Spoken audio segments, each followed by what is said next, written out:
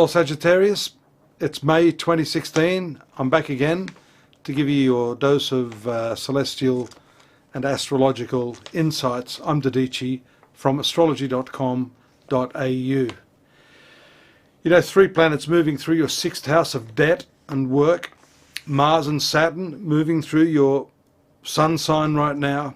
And later in the month, the full moon also in that area, with the new moon on the 7th in the house of debt, all point to the significance of this month being one in which you've got to be very, very careful with your finances. Your expenditure seems to be on the up and up, and that could also be because of the impulsive nature of the moon, which is making contact with a lot of these different planets. For a start, we see Venus, the planet ruling your debts, in the 6th house and moving through this sector at a rapid pace this month. It first makes contact with the sun, which means it's in combustion, and a planet in combustion or burning up when it's in the vicinity of the sun is not particularly good. That happens around May 9th, just after the new moon of the 7th, my apologies, the 7th. Now what that means is some new debts or some new expenses that you may not have accounted for. So you need to really create a buffer in the first week of the month. Maybe that is still not going to be enough. Hopefully you've planned your finances a lot more carefully up to this point.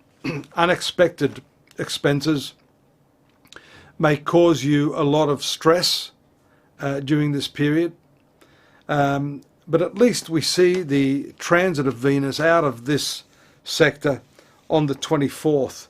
Now that will take place after the full moon, which I've mentioned earlier, is going to be taking place near Saturn. Saturn again is your finance planet, and the moon is the 8th ruler, which is your ruler of loans and also debts to some extent. So we see this linkage in your horoscope between those elements of expenditure, debt and financing to the important parts of your horoscope right now. Now, as I said to one of the other star signs, debt may not always be a bad thing. We see, for example, that Mars, which is in your sun sign now, is ruling your 5th house of speculation, gambling, investments. So investments sometimes involve spending money, but are not necessarily a bad thing. But we do have to keep an eye on that 6th house, and also because Mercury happens to be retrograde this month. The retrogression of a planet, especially Mercury, especially that planet being the ruler of your 7th house and your 10th house, this is your house of relationship or partnership, the 10th house, your house of business and profession. The retrogression shows potential oversight or a lack of information and a necessity to really go back and reinvestigate the information that is at hand. If you're not careful with that, we see as soon as Venus moves into that 7th house of Gemini in your horoscope, it moves into a very impulsive combination with Mars, showing not only impulse in your relationships, but impulse referring to these areas of your life, such as your career, making big jumps without thinking carefully enough, and also partnering up or giving money away to people who may be giving you a big story. So it's good to be cautious this month and wait till after the 22nd when Mercury goes forward. In fact, I'd be saying probably wait till the following month till you make any important business or financial decisions. I wanted to talk this month about where you can expand, where you can feel fulfilled. And we see that Jupiter, your ruling planet, is still moving through that upper part of the horoscope, your career sector. Yet another important point, because that planet is in a very positive and harmonious situation with those debt planets, and also Pluto in your 2nd house of finances. It's retrograde until the 9th, I believe, if I'm not mistaken.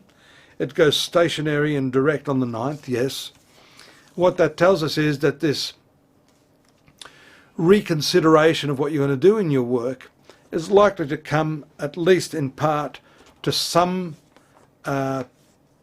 resolution for you, but I would say you've still got to wait till that Mercury goes forward.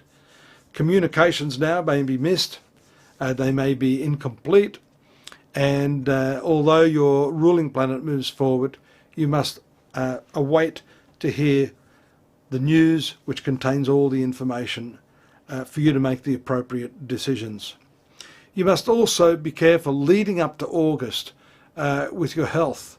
That sixth house is not only a debt sector of your horoscope, but it is a health sector of your horoscope. The new moon can shine some light on the problems that you're experiencing in that area. The sixth house is also your enemies. So here we see there may be people who are conspiring to undermine you, and it's a bit of a concern when we see the planet of partnership in this area. So Mercury, which rules your seventh house of partnerships, also your spouse or long-term partner, it indicates enmity or the potential for you to become enemies. So it's important that you don't jump the gun, you enter into consultative processes with the people that are important to you to avoid having them turn on you.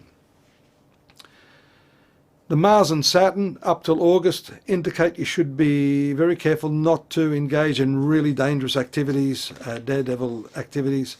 I may have touched on that in the last couple of months. As this conjunction gets stronger and stronger, its potential to do more harm is also indicated. So do take care. Don't try to test nature. Don't test your limits. Do everything in moderation right now, and all should be well, especially with that forward movement of your ruling planet after the 9th. Join me at astrology.com.au for more detailed information on your star sign. If you'd like a personal reading, I'm there along with a lot of other practitioners, and I look forward to your company next month, Sagittarius. Thanks for joining me. Bye-bye.